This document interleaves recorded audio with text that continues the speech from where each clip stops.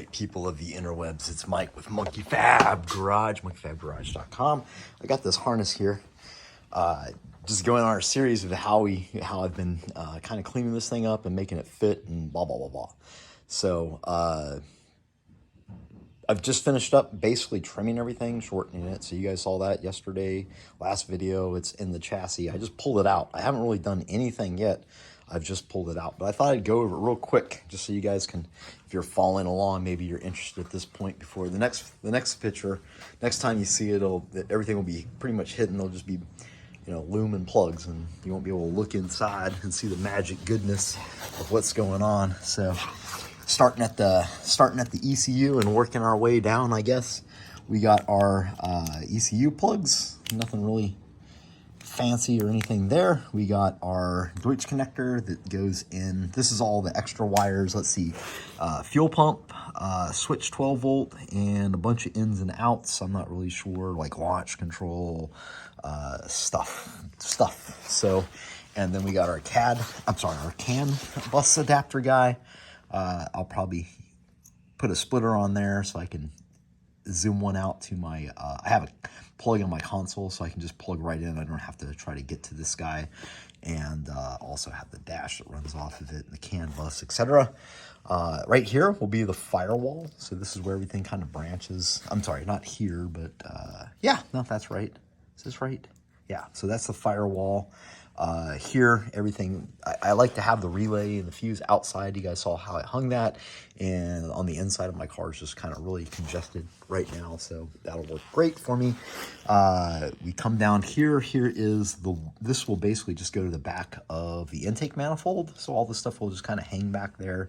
I still have to wire our O2 sensor guy. You guys know the O2 sensor. Number one is this wire was like, it was another 5 feet long. And then on top of that, the O2 sensor that the Holley gives you, the Bosch guy, comes with like a 4 or 5 foot lead. So there's way too much cable here. Not a big deal. We trim that down. We'll hang this behind the manifold. We moved our injector guy right there. This is the wire for the oil pressure sensor signal. We still have to run a 5 volt in the ground to it, but all this is just going to be right there at the back of the manifold. Then this branch here goes down the driver's side, and we have our map sensor, our coils, our coil ground, our coolant temperature sensor, and our cam sensor. Running out the fender will be our lead that goes to all of our little sensors and stuff for the chassis. We have the crank position sensor, which will run underneath the car. And then over here to the passenger side, we'll have the coils and the fuel pressure sensor. And that'll be it. So this will just be one kind of loomed, and then it'll split out to each area that it needs to go to. And that is about it. So very nice, very neat. Everything will go exactly where it needs to go, and everything will be nice and neat and loomed, and we'll label it so that it'll tell whoever has this in the future what everything goes to. There'll be no questions, and it'll be nice, easy, simple. I like easy, simple. It's very relaxing. It's very relaxing for us OCD types to have things organized. This is just a pile of the stuff basically that came off of the this one is right here. So yeah, you can clean them up, chop them down. All it basically did was just ran it. You guys saw where I ran it through the engine and put everything kind of where it was supposed to be. I just cut the plugs off and cut them back, repinned them, put the plugs back on, and that's it.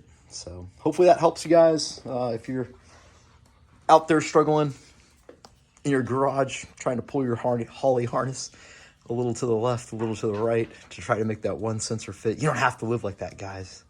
There's an easier way.